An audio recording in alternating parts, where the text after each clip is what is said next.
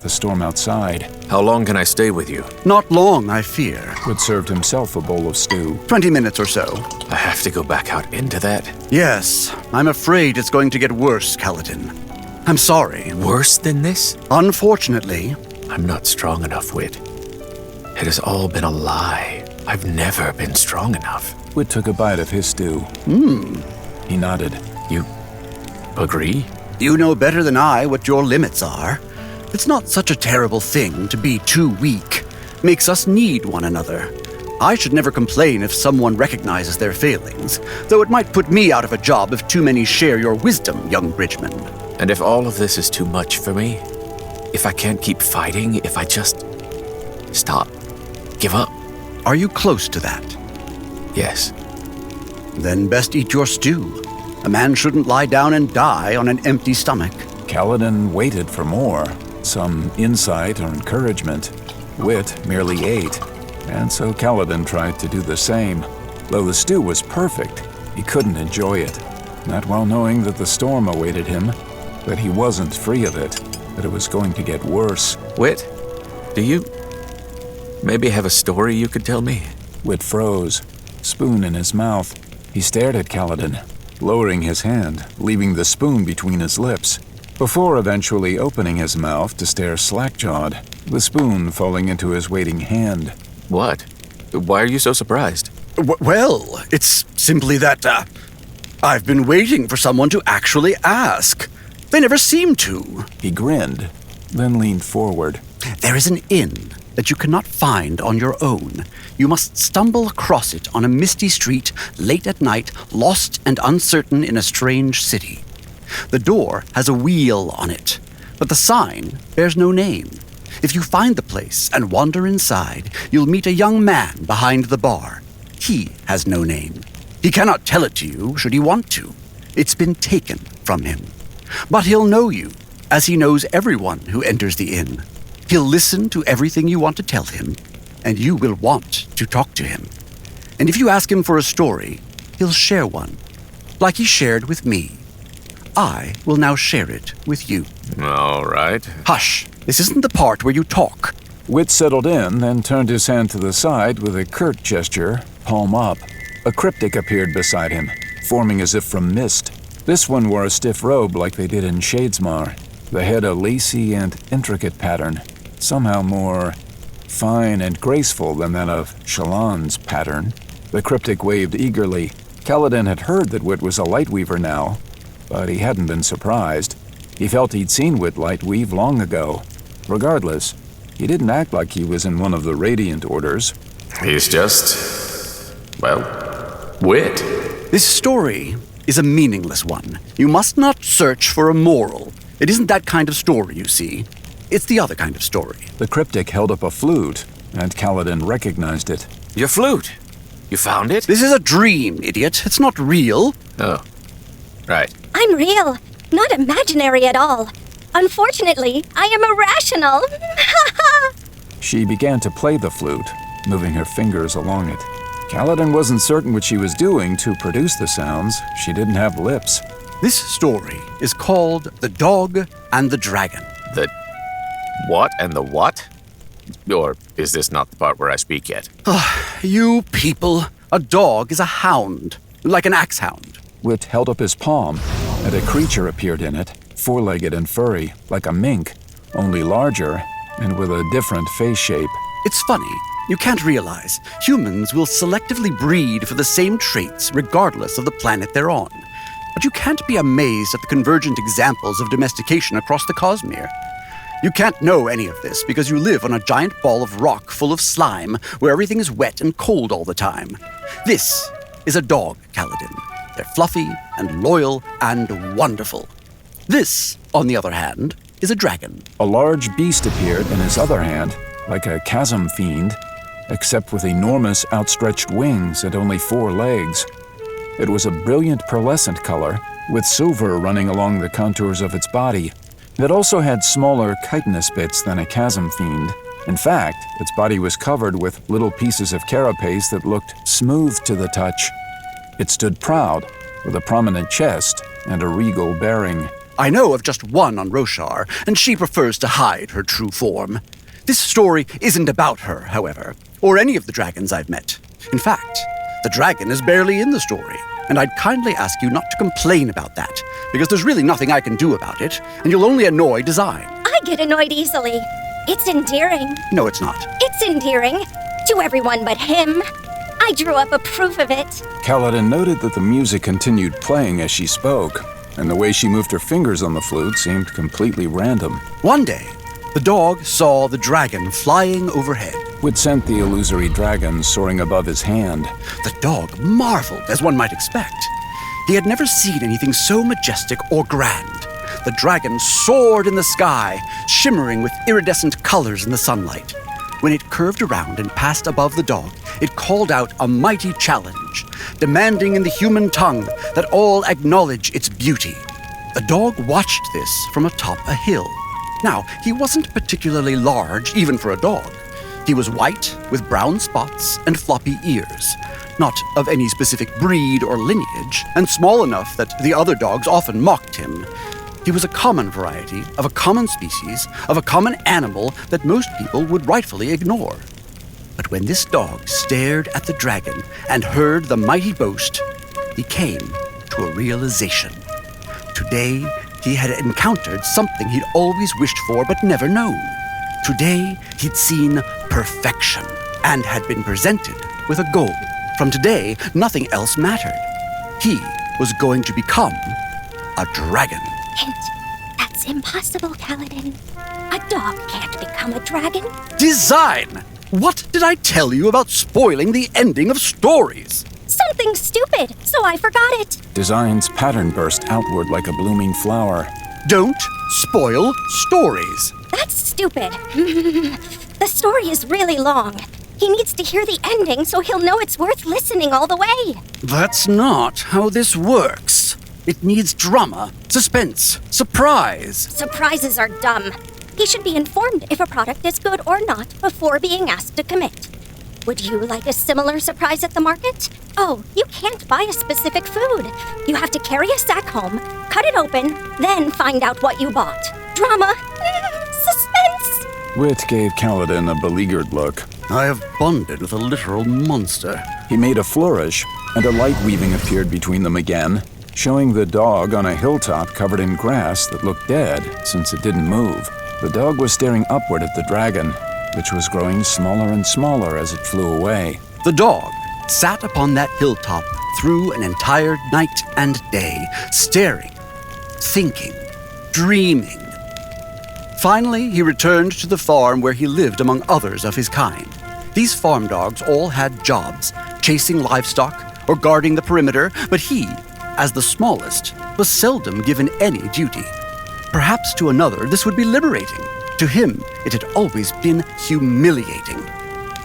As any problem to overcome is merely a set of smaller problems to overcome in a sequence, he divided his goal of becoming a dragon into 3 steps. First, he would find a way to have colorful scales like the dragon. Second, he would learn to speak the language of men like the dragon. Third, he would learn to fly like the dragon. Wit made the scene unfold in front of Kaladin. A colorful land with thick green grass that wasn't dead after all. It simply didn't move except in the wind. Creatures unlike any Kaladin had ever seen. Furry and strange. Exotic. The little dog walked into a wooden structure, a barn, though it hadn't been built with stone on the east side to withstand storms. It barely looked waterproof. How do they keep the grain from spoiling? It was an amusing scene watching the dog work, not only because the animal did all this with feet and snout. The dog chose the scales first, as it seemed the easiest, and he wanted to begin his transformation with an early victory. He knew the farmer owned many seeds in a variety of colors, and they were the shape of little scales. Because he was not a thief, the dog did not take these, but he asked the other animals where the farmer obtained new ones. It turns out the farmer could make seeds by putting them in the ground, waiting for plants to grow, then taking more seeds from the stalks. Knowing this, the dog borrowed some seeds and did the same, accompanying the farmer's eldest son on his daily work. As the youth worked, the dog moved alongside him, digging holes for seeds with his paws and planting them carefully with his mouth. It was an amusing scene watching the dog work, not only because the animal did all this with feet and snout, but because the ground parted when the dog pawed at it. It wasn't made of stone, but something else. This is in Shinovar, isn't it? Sigzel told me about ground like that. Hush! This isn't the part where you talk. The farmer's eldest son found the dog's actions quite amusing. Then incredible, as the dog went out each day, gripping a watering can in his teeth. The little dog watered each seed just as the farmer did. He learned to weed and fertilize, and eventually the dog was rewarded with his own small crop of colorful seeds. After replacing what he'd borrowed from the farmer, the dog got himself wet and rolled in his seeds, sticking them all over his body. He then presented himself to the other dogs. "Do you admire my wonderful new scales?" he asked his fellow animals. "Do I not look like a dragon?" They, in turn, laughed at him. "Those are not scales," they said. "You look stupid and silly. Go back to being a dog." Kaladin put a spoonful of stew into his mouth, staring at the illusion. The way the colors worked was mesmerizing, though he had to admit the dog did look silly, covered in seeds. The dog slunk away, feeling foolish and hurt. He had failed at his first task, to have scales like a dragon. The dog, however, was not daunted. Surely, if he could speak with the grand voice of a dragon, they would all see. And so the dog spent his free time watching the children of the farmer. There were 3. The eldest son, who helped in the fields, the middle daughter, who helped with the animals, and the toddler, who was too young to help, but was learning to speak. Wit made the family appear, working in the yard. The farmer's wife, who was taller than the farmer. A youth, lanky and assiduous. A daughter who would someday share her mother's height. A baby who toddled around the yard, tended by them all as they did their chores. This is almost too easy. Too easy? For years, I've had to make do with hints of illusions, suggesting scenes, leaving most to the imagination. Now, having the power to do more, I find it less satisfying. Anyway, the dog figured that the best way to learn the language of men was to study their youngest child. So the dog played with the baby, stayed with him, and listened as he began to form words. The dog played with the daughter too, helping her with yard work. He soon found he could understand her, if he tried hard, but he couldn't form words. He tried so hard to speak as they did, but his mouth could not make that kind of speech. His tongue did not work like a human tongue. Eventually, while watching the tall and serious daughter, he noticed she could make the words of humans on paper. The dog was overjoyed by this. It was a way to speak without having a human tongue. The dog joined her at the table while she studied, inspecting the letters as she made them. He failed many times, but eventually learned to scratch the letters in the dirt himself. The farmer and his family thought this an amazing trick. The dog was sure he had found a way to prove he was becoming a dragon. He returned to the other dogs in the field and showed them his writing ability by writing their names in the dirt. They, however, could not read the words. When the dog explained what writing was, they laughed. "This is not the loud and majestic voice of a dragon. This is speaking so quietly nobody can hear it. You look silly and stupid. Go back to being a dog." They left the dog to stare at his writing as rain began to fall, washing the words away. He realized they were correct. He had failed to speak with the proud and powerful voice of the dragon.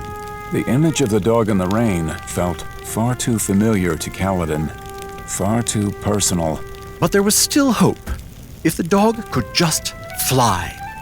If he could achieve this feat, the dogs would have to acknowledge his transformation. This task seemed even harder than the previous 2. However, the dog had seen a curious device in the barn. The farmer would tie bales of hay with a rope, then raise or lower them using a pulley in the rafters. This was essentially flying, was it not? The bales of hay soared in the air. And so the dog practiced pulling on the rope himself and learned the mechanics of the device. He found that the pulley could be balanced with a weight on the other side, which made the bales of hay lower slowly and safely. The dog took his leash and tied it around him to make a harness, like the ones that wrapped up the hay. Then he tied a sack slightly lighter than he was to the rope, creating a weight to balance him. After using his mouth to tie the rope to the harness, he climbed to the top of the barn's loft and called for the other dogs to come in. When they arrived, he leaped gracefully off the loft. It worked. The dog lowered down slowly, striking a magnificent pose in the air. He was flying. He soared like the dragon had. He felt the air around him and knew the sensation of being up high with everything below him. When he landed, he felt so proud and so free. Then the other dogs laughed, the loudest they had ever laughed. "That is not flying like a dragon," they said. "You fell slowly. You looked so stupid and silly. Go back to being a dog." This, at long last, crushed the dog's hopes. He realized the truth. A dog like him simply could not become a dragon. He was too small, too quiet, too silly.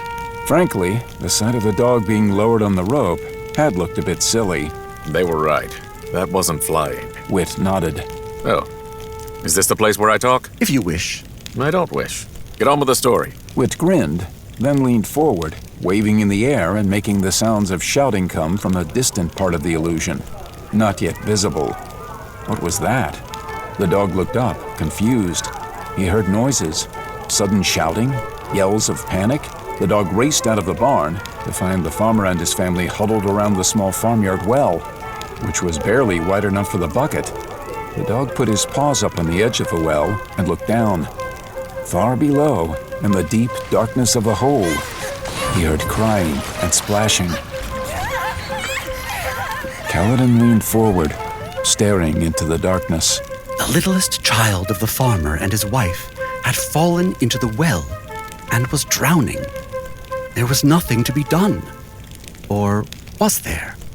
In a flash, the dog knew what to do. He bit the bucket off the well's rope, then had the eldest son tie the rope to his harness. He wrote "Lower me" in the dirt, then hopped up on the rim of the well.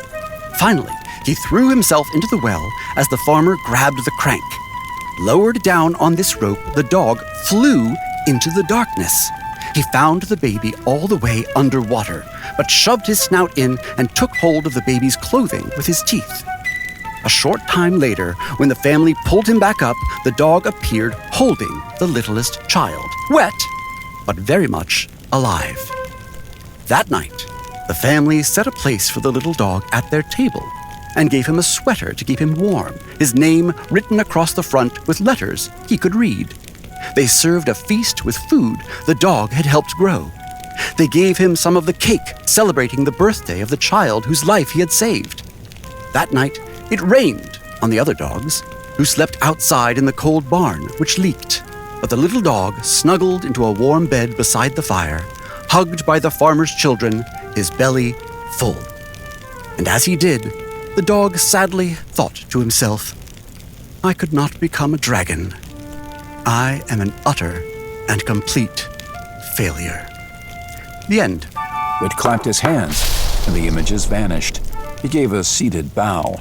Design lowered her flute and flared out her pattern again, as if to give her own bow. Then Wit picked up his bowl of stew and continued eating. Kaladin stood. Wait. That's it? Did you miss the end at the end? It indicates that is the end. What kind of ending is that? The dog decides he's a failure? Endings are an art, a precise and unquestionable art, Bridgman. Yes, that is the ending. Why did you tell me this? You asked for a story. I wanted a useful story. Like the story of the emperor on the island, or a fleet who kept running. You didn't specify that. You said you wanted a story. I provided one. That is all. That's the wrong ending. That dog was incredible. He learned to write. How many animals can write on any world? Not many, I should say. He learned to farm and to use tools. He saved a child's life. That dog is a storming hero. The story wasn't about him trying to be a hero. It was about him trying to be a dragon, in which, pointedly, he failed. I told you, dogs can't be dragons. Kaladin stalked back and forth. Who cares? By looking up at the dragon and by trying to become better, he outgrew the other dogs. He achieved something truly special. Kaladin stopped. then narrowed his eyes at Wit. The story is about me, isn't it? I said I'm not good enough. You think I have impossible goals and I'm intentionally ignoring the things I've accomplished. I told you this story has no meaning. You promised not to assign it one. As a matter of fact, you didn't give him a chance to promise. You simply kept talking. Wit glared at her. Blah, blah, blah, blah, blah. Design rocked her patterned head back and forth at each word. Your stories always have a point. I am an artist. I should thank you not to demean me by insisting my art must be trying to accomplish something. In fact, you shouldn't enjoy art. You should simply admit that it exists, then move on. Anything else is patronizing. Kaladin folded his arms, then sat. Wit. Playing games again. Can't he ever be clear? Can't he ever say what he means? Any meaning is for you to assign, Kaladin. I merely tell the stories. Have you finished your stew? Kaladin realized he had. He'd eaten the entire bowl while listening. I can't keep this bubble up much longer, I'm afraid. He'll notice if I do, and then he'll destroy me. I have violated our agreement, which exposes me to his direct action. I'd rather not be killed, as I have 7 more people I wanted to insult today. Kaladin nodded, standing up again. He realized that somehow the story fired him up. He felt stronger, less for the words, and more for how annoyed he'd grown at Wit. A little light, a little warmth, a little fire, and he felt ready to walk out into the winds again. Yet he knew that darkness would return. It always did. Can you tell me the real ending? Before I go back out? Wit stood and stepped over, and put his hand on Kaladin's back. That night, the little dog snuggled into a warm bed beside the fire, hugged by the farmer's children, his belly full. And as he did, the dog thought to himself, I doubt any dragon ever had it so good anyway. He smiled and met Kaladin's eyes. It won't be like that for me. You told me it would get worse. It will, but then it will get better. Then it will get worse again, then better. This is life, and I will not lie by saying every day will be sunshine. But there will be sunshine again, and that is a very different thing to say. That is truth. I promise you, Kaladin, you will be warm again. Kaladin nodded in thanks, then turned to the hateful winds. He felt a push against his back as Wit sent him forward. Then the light vanished, along with all it contained.